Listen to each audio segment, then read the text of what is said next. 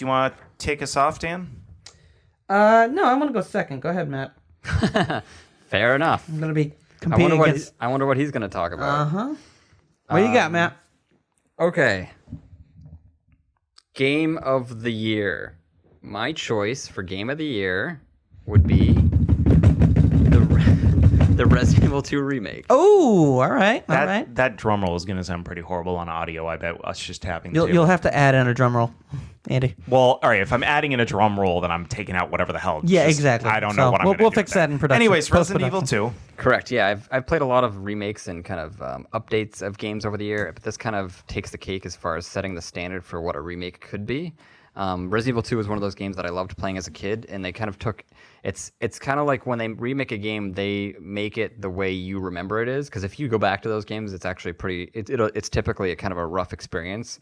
But for them to make a game like, oh yeah, this is exactly how I remember it, because they're kind of taking the things that worked best in that old style and bringing it into like into all the new tools that they have. It's just kind of like this.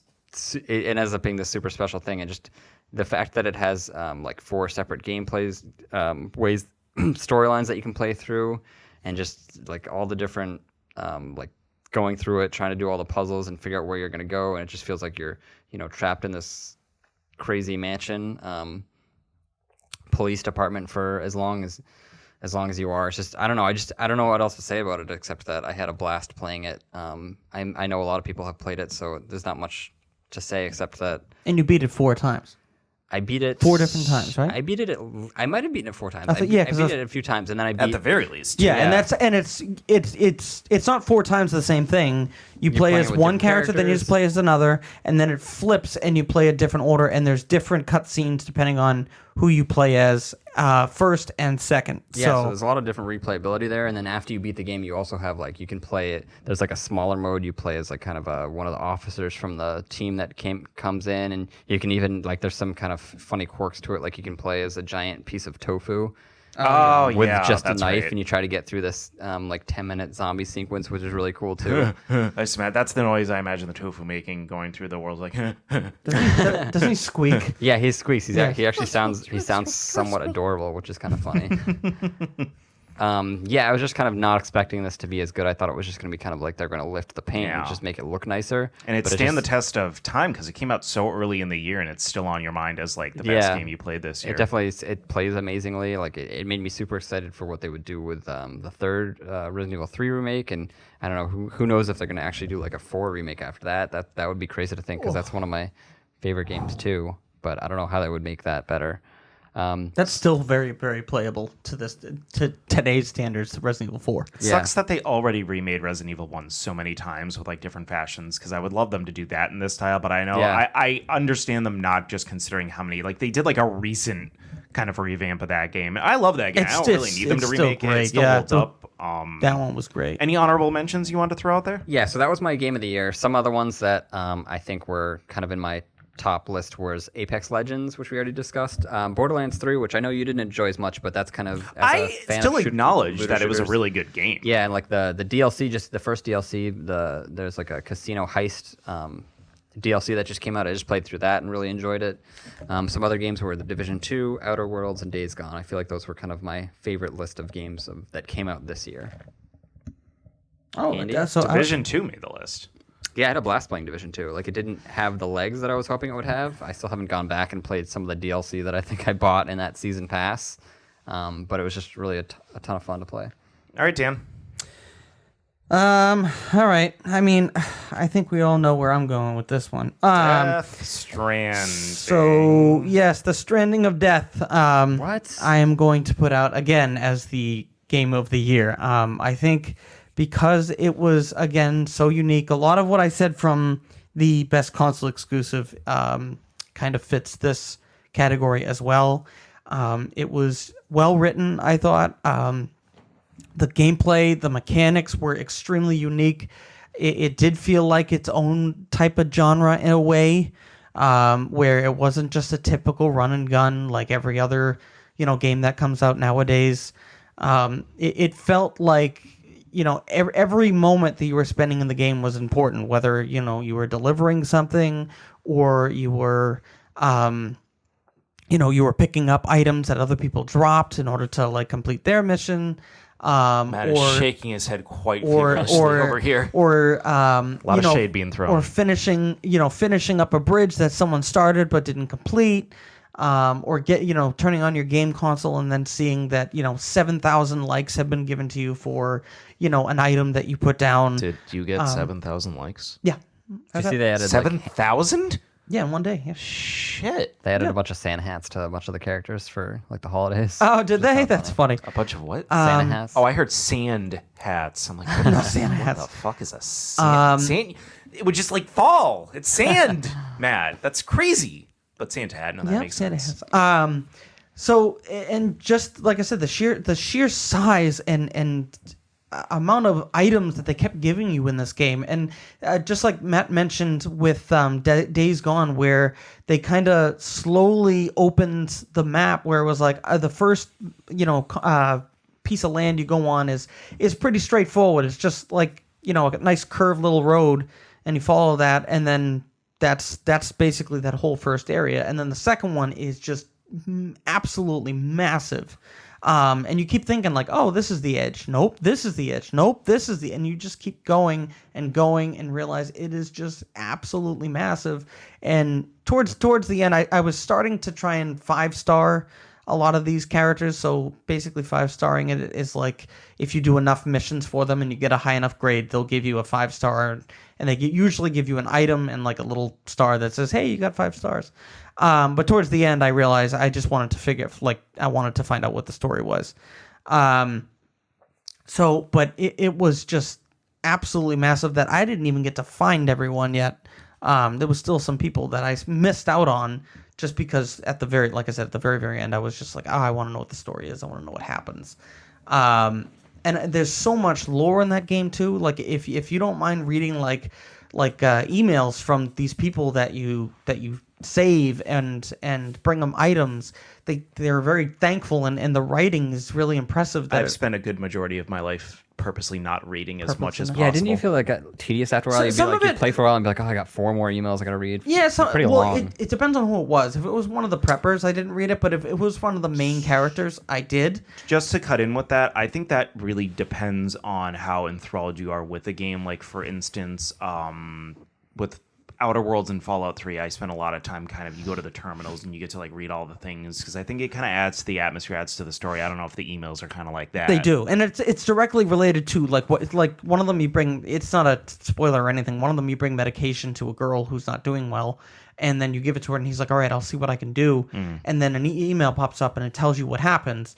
Oh, see, that's really neat. Yeah, and he's just like, thanks to you and how well you or how fast you brought it, we were able to, she's in stable condition, and now with the connection to the network, we're able to try and find a cure for her disease, and there's a doctor that needs to get online so that he can help her like via his networked like tools and stuff like that, so he can like literally do surgery on her. So I was like, wow, this is just you really feel like you are connecting people throughout the game. And then obviously there's some people that are just frustrated with your company, and you understand why, and the idea is to try and convince them like, hey, I know you're frustrated, but in the end, you connecting and giving your knowledge to us is going to help the greater good. So it really feels like you're making a difference, and like I said, it's really unique. And I don't want to sound like a typical fanboy of Hideo Kojima, but I really feel like you spent 6 months of the year really hating on the fanboys of Kojima, and then for 6 months you kind of sounded like one. It's pretty funny. I don't care about him. Like I like the fact that he didn't do what he did in Metal Gear Solid 5 with throwing his name out there at every part that he could, like a game from Hideo. Did he do that in this game? Yeah, no, in this game, no. He did at the beginning, like, director or whatever, but he didn't do it at every mission like they did in friggin' Metal Gear Solid 5. So that was so annoying, and it was like, great, I know you're the director, but directors are supposed to be in the back humbly saying, all right, I think we did good. I don't know the director of half the other games I play because they don't put their name out there. And that's the way I want it to be. You're a team. It's your team who did it, not you. You might have thought of the story, but without your team, that game would have never been created. And so, again, Kojima Productions, I thank for making such a unique and interesting game. So what were your honorable mentions, Dan? My honorable I think mentions, it's very obvious that you love Death Stranding. I did. I very much loved it a lot. Resident Evil 2 Remake is definitely an honorable mention. I don't like to put remakes. This is one of the reasons why I didn't put Link's Awakening in there, is because... Now, I said this last week, and both of you threw a lot of anger at me for saying, like, no, it's not just a remake. It's like a completely different game. Yeah, I would say it is. Well, it does feel like a completely different game, but the story and everything is based on something else. So it has to dock. I have to dock it a little bit because of that. But yes, it was an absolutely fantastic game that still kept, its soul pretty much. It still felt like the old Resident Evil 2. When you walked in that room that says, welcome Leon, his first day to the police force, and you remember that same cop who's hurt, that you bump into.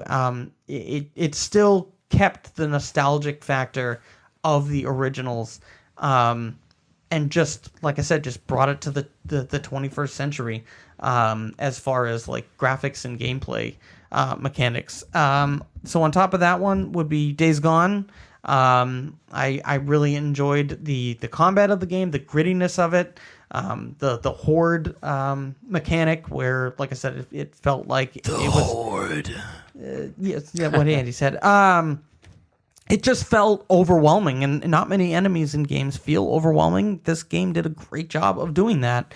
And it also, like, the enemies that you fought, the Marauders or the clan or whatever that sits in that game. When you were taking or shooting at them, you really, your character was like yelling at them, and it felt aggressive. Like, he wasn't just killing them just to, save the world. He was killing them because he hated them. So it really, your anger kind of flowed through the main character, and he reciprocated those feelings towards the enemies in this game.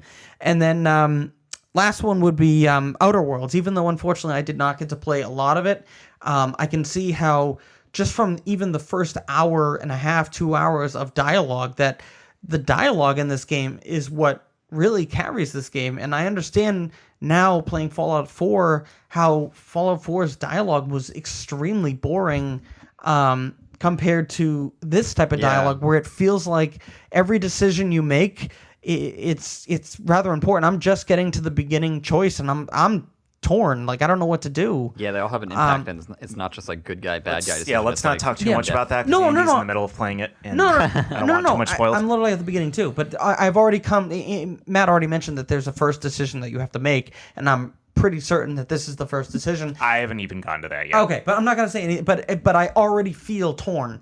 Like, I don't. One side of me is saying, "Oh, I want this because I think I could get this out of them," and this one's like, "I want to help these people because of X, Y, Z." So I'm already torn on the first one. Yeah, I usually just want to play like the good guy in those games, but there is there's no clear. choice. Yeah, Mass Effect had that problem where it was the obvious good, obvious bad, and then neutral.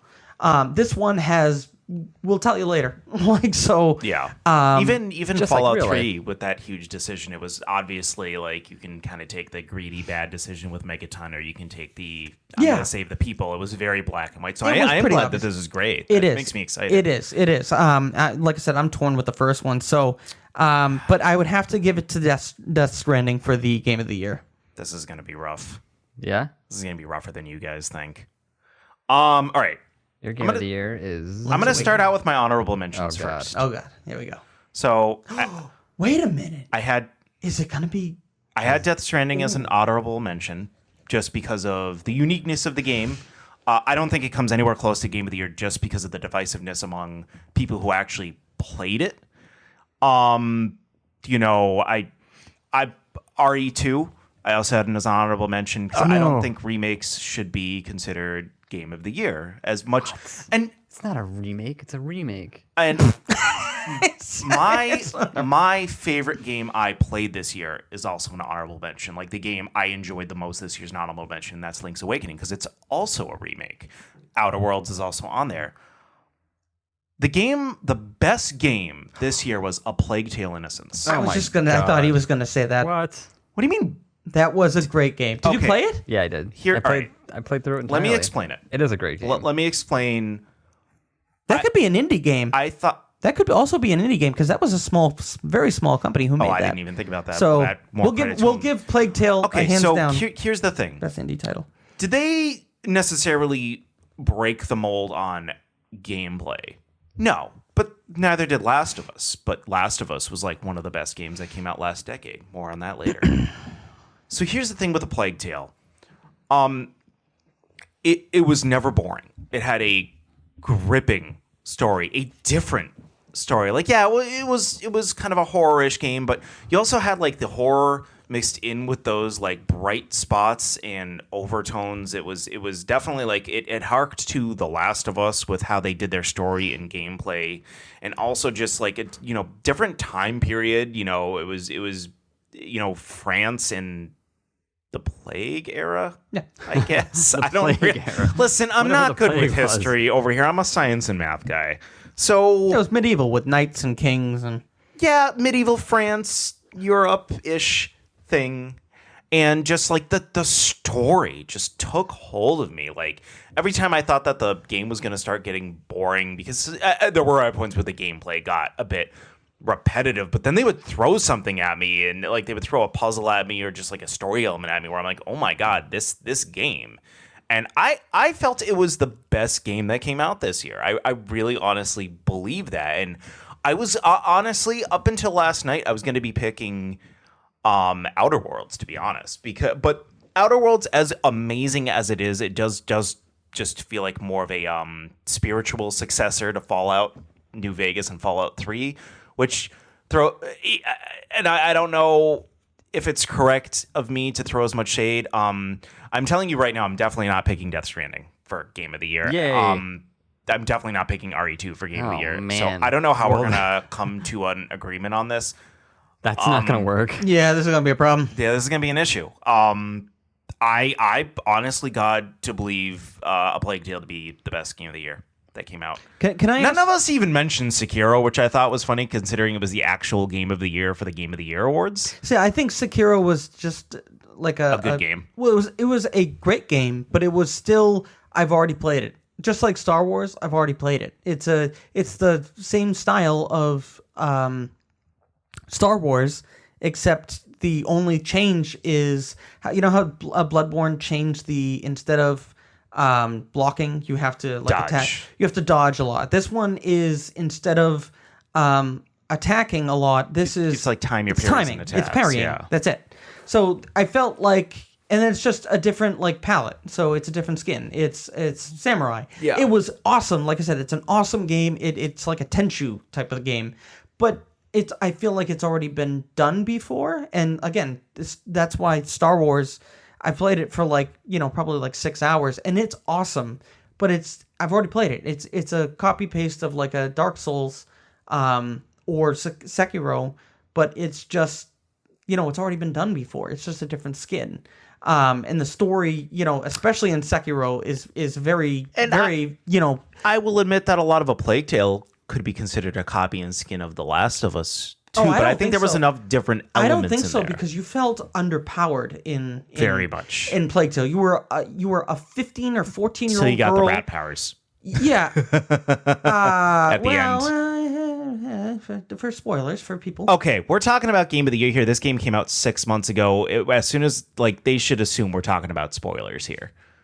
Okay. Well, We all anyway. played the game at this table. Yeah, we did, but the people listening, if you want to give it props. Anyway, all right. I will make sure at the beginning of this episode to put a spoiler warning out. That's a good idea. I will re-record. All right, hang on. There. I just recorded a warning for everybody, and I'm going to put it at the beginning of the podcast. So, anyway, all right. I wanted to ask you too. What's your thoughts on Control? Does that even get up there? I could put it on my honor, but I don't know. I don't know about Game of the Year, but I'm enjoying it a Yes, lot. it I don't is. know about Game of the Year yet. I think that would have to be until after I beat it. Until I even. I mean, you didn't mention your honorable mentions. No, I it was a noticed. great game. It was just a great game. Yeah, no, great game. So what are we doing here, boys? I mean, Death Stranding. It was really just the divisiveness among people who played it. Like there were so many people where it's either like they loved it, and I think there was a lot of fanboys who loved it, or there's people like you who generally just love the game. But then there are also people who like barely thought it was a game. it was. I just like the challenge part of it, and it felt rewarding. I don't feel like there's a lot of games that don't feel rewarding. They just, at the end of the game, I feel like they're just gonna give it to you. Ubisoft tends to do that a lot, where you could Yeah. just go through and you blow through it, and then and it's more time, like it's a time thing rather than a difficulty thing. And that's with Death Stranding. If you want to get an S ranking for everything, you have to earn it. You have to be quick. You have to make the Yeah. right decision. I feel like Ubisoft games are bland just because you always know what they're gonna do. Some of them are, but then every now and then they throw like a loop where like Watch Dogs 2, like that game like story was great, and Well, it that's was, why Watch Dogs 3 pretty much excited me because it did look a little yeah, different from the old. anybody that hasn't played Watch Dogs 2, Watch Dogs 1 unfortunately was kind of the protagonist was pretty meh. He was like a That sad was generic. Batman. That was like an early PS4 release, though. Yeah. Like it was kind of they were just kind of getting a hold of the technology. Yeah. I feel like at that point. And Watch Dogs 2 was great. You felt like a vigilante like hacker group. But We're getting off topic. But yeah, here a little no. bit, though. So that, but I do like the fact, like I said, that games that give you a challenge that Yeah. are that it's not just going to give it to you. And Death Stranding, I felt had that, as well as like a massive open world with no. Pat is very angry that you're It's even just talking about it right now. I didn't run into any bugs, any issues. Everything was well done. The acting. Matt's most disappointing moment of the year is this moment right here. Didn't you get bored of it though? Like it's the same thing over and over, and like they just kind of I No, feel like they because- drag stuff out over much longer time than they need to. I didn't think so, especially when I was repeating areas over and over again to get 5 stars. And if I wanted to change the pace, I could. I could have been like, all right, I'm going to go to the next area. But I always felt like they threw a challenge in there. So for the first area, there wasn't much of a challenge. There was one BT area that you could easily get through. And then the next area, it was mules. The mules started. The mules. Sorry, they're not actual animal mules. For the people listening, they're a title given to other porters or delivery maker people that would steal your stuff. They would try and knock you out and take your stuff. Can I say one thing that I'm just thinking of right now? All right, let's say I did think that remakes qualified. I still wouldn't pick either of those games. I loved Link's Awakening, and I still wouldn't pick that as Game of the Year, even if remakes were included. I just want to point that out. Oh, if remakes were included, then yes, I would go to Resident Evil 2 remake because it was so. Remakes are included. Okay, I didn't play Resident Evil 2. I acknowledge that it wasn't like obviously from what everybody's told me, from what you guys have told me, from what I've seen online, it was an amazing game. But they didn't just remake the old game. They added a lot of new stuff. Like every room was like a little bit different. Like every, They added bathrooms. The characters interacted differently with you. Like they had Mr. X was a much bigger part of the game. It wasn't just the same stuff you were doing in Resident Evil 2. Like it was a completely like the cutscenes were different. Everything played differently. Different voice All right. actor, Menus different- were different. Dan, if remakes were included, would you pick Resident Evil 2 over Death Stranding? Because I didn't make that rule. That was on my own you guys made personal that thing. up. No. I had- That was my personal preference. Because in my mind, and maybe it matters that I haven't played the new Resident Evil, because I played Link's Awakening, the remake, and I know that is almost a shot-for-shot remake of the game. Just it looks better and plays better because it's not on Which I think the is a Game kind of Boy. a very different thing when it's just a Yes. shot-for-shot remake, but looks I better. This admit plays better. This I is a have different not game. played Resident Evil 2 remake, so I can't acknowledge that enough. So my personal preference was I don't think remakes should be included just because it's not a new idea. That was my mentality behind it, but like that was just Borderlands- for me. I didn't say you guys had to do Borderlands that. That was 3 just is a for new me. game, but it's not a new idea. It's literally just the same thing as Borderlands 2. I mean, that's not going to be our game of But the year, Borderlands 3 hadn't been made yet, though. Like it was new characters, new story. Yeah, but I mean, it is a generic story. It's the same thing. It's always a random. I'm just saying they literally took Resident Evil 2 and just remade it to be better.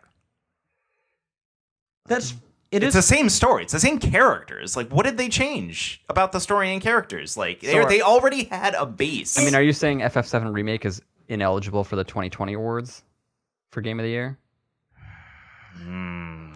Because that's the same game, but it's very different. I don't know how much is going to be the same about that game yet, though. That's the thing. The Resident Evil 2 game is like, it's the same, but it's very different. They added stuff to it. I don't think I could even vote for that to be Game of the Year just because it's going to be like part 1 of a game. All games. I think Cyberpunk is going to end up being my Metal favorite Gear game Solid 1 next year. it could be Game of the Year, even though they had like 3 sequels. That's no different than sequels. Dan, just for the sake of actually picking a game, it just sucks that I haven't played Resident Evil 2.